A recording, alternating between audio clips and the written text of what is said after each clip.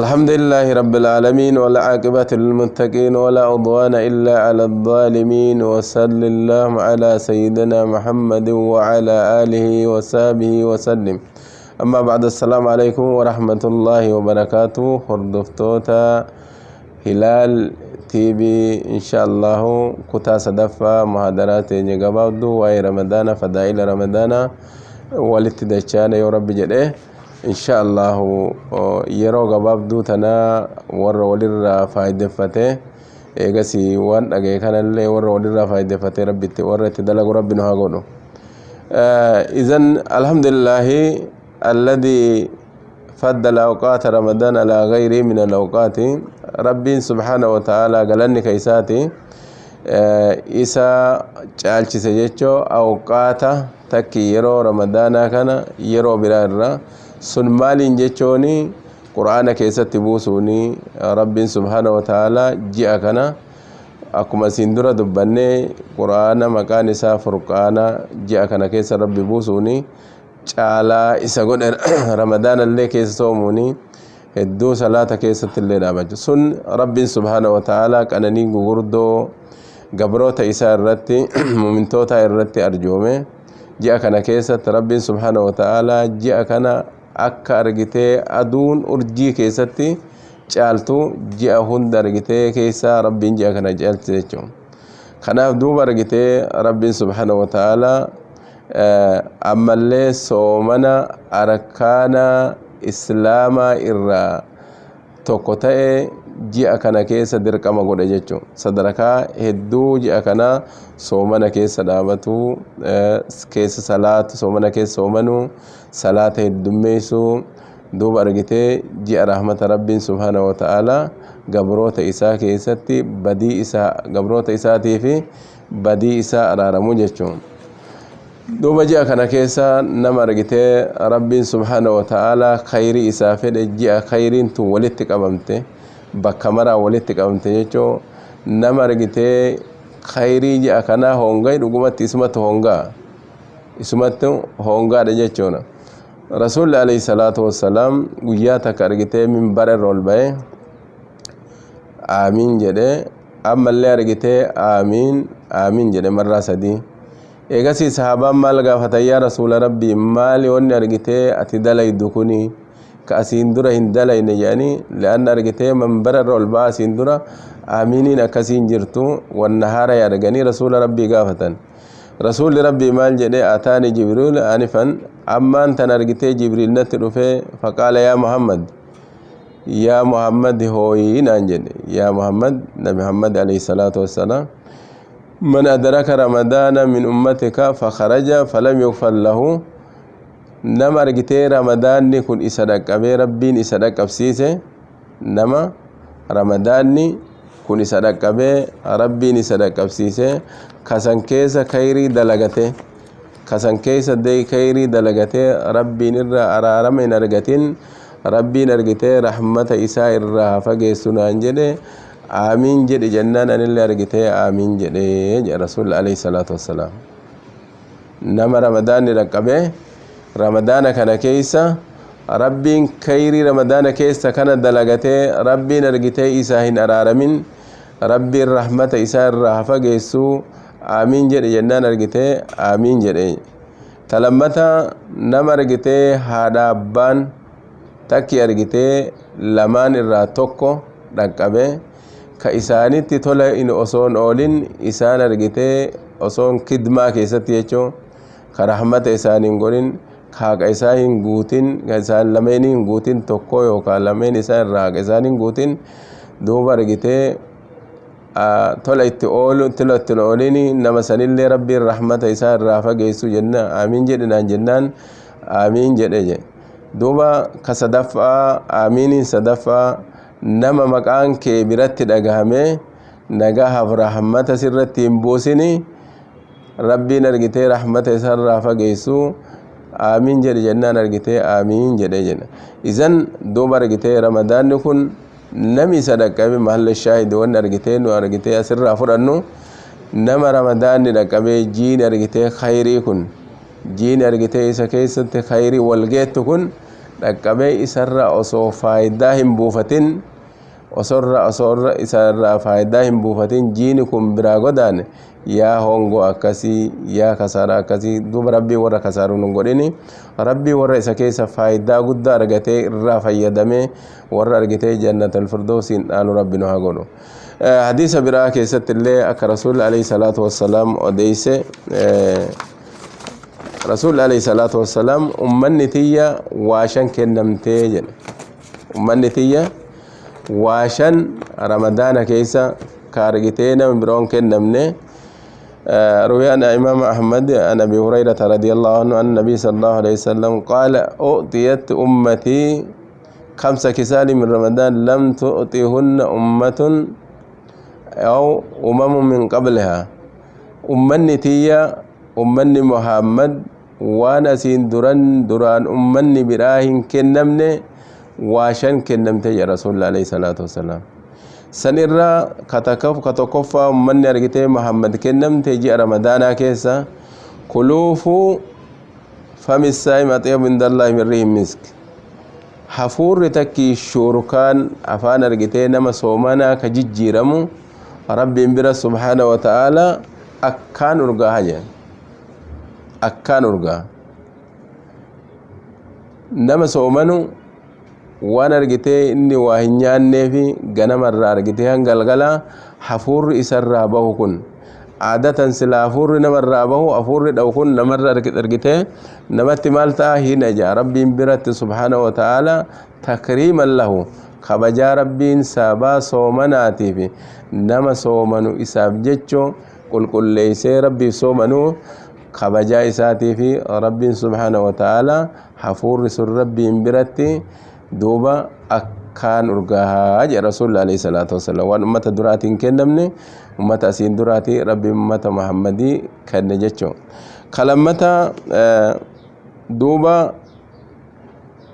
wanni argitee lammata kisaalli lammata takki argitee qoonni lammata ummata muhammadii rabbi kenne tastaghfiru lahumul malaa'ikata hatta yuftiru hanga argitanii isaan furanitti galgala soomana soomaa oolanii hanga isaan furanitti malaayikaan rabbi duuba maal gooti araarama isaanii kadhatti malaayikaan araarama isaanii kadhatti jechuun malaayikaan araarama kadhattu tuni almalaayikaatu ibaadu mukramuuna malaayikaan sunniin gabroota rabbii kabajamoo laa yaasuuna allahu maa amarahum wa yafcaluuna maa yu'maruun duuba argitee warri kun argitee waan rabbiin ajaja rabbii hin kilaafan qaalii rabbii godhuu irraa argitee waan rabbi isaan jedhan kullii raawwatan jechuun waan rabbiin isaan irraa dhoowwamanii waan rabbiin dalage malee dalagi isaaniin jedhe malee waan hin dalayneefi ummanni kun argitee ummata akka rabbitti dhiyaatu ummata maasiyaan qabne jechuun akka ilma namaa waa hin balleeysanii ajaja rabbii fudhatanii waan rabbii isaan tajaje ajajaan san dalaganii waan rabbiin irraa dhoowwe argitee irraa dhoowwamanii akka ilma namaa osoma asiin irraa waa dhoowwanii osoma argitee asiin taa'e jedhanii argitee ummata waa balleeysuu miti jechuudha ummata malaayikaa santu duuba argitee warra kana rabbiin subhaanahu wa ta'ala isaanii hayyama godhee akka araarama gaafatanii warra argitee ummata muhammad warra soomanu kanaafi maaliif argitee malaayikaa rabbiin subhaanahu wa ta'ala hayyama godheefi haala takki duuba argitee rabbiin argitee maqaa isaanii maqaa ummata muhammad kana ol kaasuu fi ammallee bayaana takki argitee addeessuu sadarakaa ummata kana ammallee istighfaara isaanii kadhatan kanan sabaa istighfaara argitee malaayikaan ummata kana kadhattuuni rabbiin sabaa tanaan argitee dilii takki zambii isaanii irraa argitee dhiisu li'anna argitee kullu bani adam kattaa'uun ilmi namaa argitee cufti ilmi adam nama waa balleeysa harkaa waa balleeysa ijaa waa balleeysa kulli argitee jawaaree isaatii waa balleeysa kanaafi subhaanahu wa ta'ala rabbiin argitee warra kana ahayyamee fi akka argitee warra kana warra rabbiif jecha soomanu araarama kadhatanii fi li'anna argitee baniin adam akka argitee lubbuu ofii miidhu waan beekuuf rabbiin sababa araarama isaan kadhatan kanaan isaanii araaramuufi jechuudha. Tasadaffaa kisaallee qoonni sadaffaa tarabbiin argitee ummata biraatiin kennine ummata Muhammadii kenne أن الله يزين كل يوم جنة دوب أرجتي ربين شوف أقوياء كيست جنة كان نبرج جنة نبرج شاجتشو جنة أرجتي ربي نبرج ما جاء ربي يوشك عباد الصالحون أن يلقوا عنهم معونة والأذى ويسيرون إليك جنة أرجتي دوب ربي سبحانه وتعالى إسيتنا قوياء رامبرجو maal jedhaani argitee ni kalaahani gabroonni kiyya gaggaariin rakkoo addunyaa irratti cinqaa ta'aba beelaa fi dheebuu fi waan isaan mudate san keessaa ba'anii gama kee dhufuu fi ni kalaahani jedha rabbiin subhaanahu wa ta'ala tahanii allahum argitee gammachuu isaaniiti warra kana subhaanahu wa targiiban lahum fil wusuuli ilayhi ammallee kajeelchisuu ummata Muhammad kana akka waan gara jannata bareedu san subhana jannata kana keessa akuma rasul alayhi salatu wassalam hadisa birati wasafe mala aynun ra'at wala uzunun sami'at wala khatarin ala qalbi bashar jannata rabbina argite ummata islama kana qobbeeysen waan argite waan sila ijji argulle waan argulle dandeen abadan waan ijji argite argulle dandeen argitulle waan isin argine jannata keessa rabbiin qobbeesseef jechuun wala uzunun sami'at waan argite qalbiin illee waan akkanaatti jira wama akkanaatti jira argite qalbiin duuba qalbiin isaanii hin beeyne qalbii isaanii keessa takki argite hin argamne waan rabbiin akkasii qobbeesseef jechuun waan gurri isaanii dhageen waan gurri isaanii dhageenye waan qalbii isaanii keessa jira waan kana hin beeyne rabbiin jannata keessatti qobbeesseef jannata tanallee rabbiin subhaanahu wa ta'ala cufa guyyaa akkasitti warra kana bareechee warra kana tolchee ummata argitee keessummaa gaggaarii tokkotu dhufu jira gaafa dhufan qubsuma argitee isaanii taataa fi rabbiin subhaanahu wa ta'ala guyyaa irra argitee akkasitti bareechaaf jechuudha. أفرفا دوبر جتة أن مردة الشيطان يصفدون بالسلاسل والأغلال فلا يصلون إلى ما يريدون من عباد الله الصالحين من الضلال عن الحق ور أرجتة مردان شيطانا ور متججبون دوب ور كان لربين الراهدة ور كان لربين الراهدة شنشالتان الراهدة جتو شنشالتان ربين سبحانه وتعالى الراهدة akka gama warra kana in kalooyne fi gama gabroota kana jallisuu jechuu haqa isa haqa irraa waan argitee dura ummata kana gaafa ramadaanni kun hin jirre rakkoo fi jallinnaa fi waan akkasii tun argitee gargaarsa rabbiin subhaanahu wa ta'ala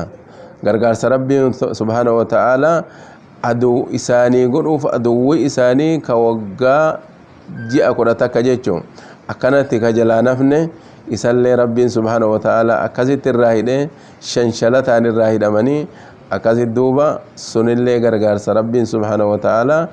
ummata isaatii fi ummata Muhammadii soomana keessa godhe sun argitee sun afraffaa kisaala afraffaa jechuudha. Tashanaffaa أن الله يغفر لأمة محمد صلى الله في آخر الليل من هذا الشهر رب سبحانه وتعالى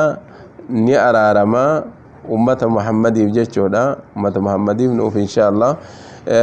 آخر هذا الليلة دوبر جتة بود جاءنا إذا قاموا بما ينبغي وانس لا يود أبتني وانس لا إنسان الرابر باتش وانس لا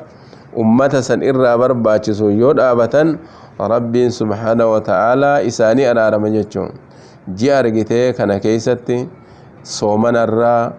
دابت أرجتي ليلي إرى تفضلا منهم ربي نرجتي إسان إرى ترجوه ربي سبحانه وتعالى إيجا كسالة كذاكي قود الشنن أمة محمدي وان أمة دراتي إساني كوب تيسي إساني كنة سنرى واسدي حال سدين إن الله شرح لهم من الأعمال الصالحة ما يكون سببا لمغفرة ذنوبهم ربي سبحانه وتعالى قود الشنن كان كيستي karaa godhee dalagaa gaarii waan ta'e argitee sababa dilii araarama dilii isaaniiti ورفع أرجتي درجاتهم صدرك ربي أرجتي إساني والفور بجتشو ولولا أنه شرع ذلك ما كان لهم وصو ربي أرجتي وان كان كراغرو دباتي جي رمضان كان كيسا دوبا أرجتي وان أرجتي سابا كان أرجم هنجرو جتشو وجه إنساني أرجتي رب سبحانه وتعالى حال لمتا قبتيشني تنرى كفر أو نفر أنه ربي أرجتي إسان وفقودا